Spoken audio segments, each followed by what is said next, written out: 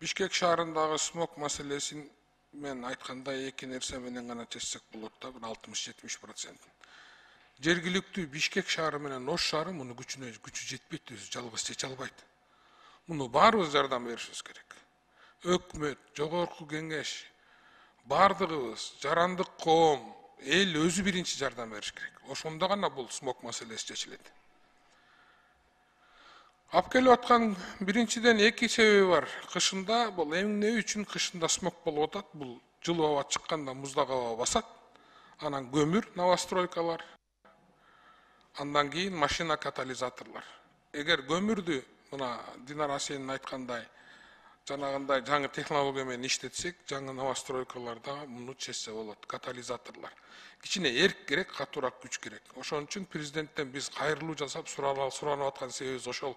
Комиссия түшүш керек, чрезвычайный ситуация комиссия түшүш керек.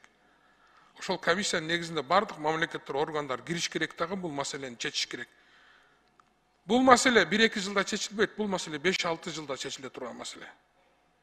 Газпром менен чогуу көмүр мына кыргыз көмүрү менен, ТЭЦ менен, Министерство энергетика, Минприрода бардыгыбыз чогуу чечмейинче бул маселе чечилбейт. Бул маселе жалгыз эле Бишкек эмес, эми Ошто да пайда болду. Ушул эки чоң шаарды ушул жалпы бир комиссиянын негизинде конкреттүү иш-чара пландары менен гана чече алабыз. Башка түрдүү болбойт бул. Ар бир келген, побочный кичинекей майда чүйдө иштер бар, анын мэрия өзү кызмат аткарып атышат.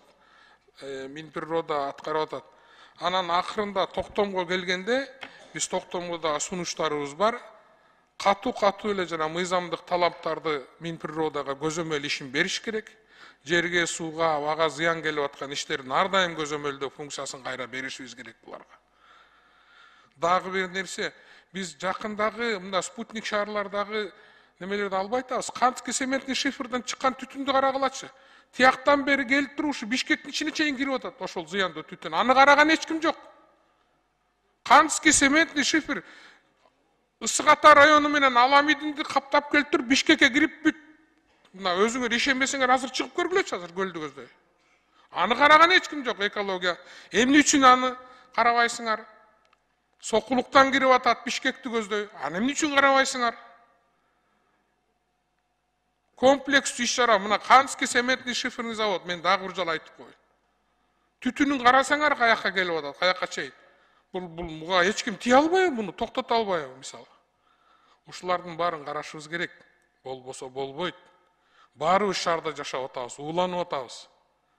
Тез арада бир чечимге келели, рахмат.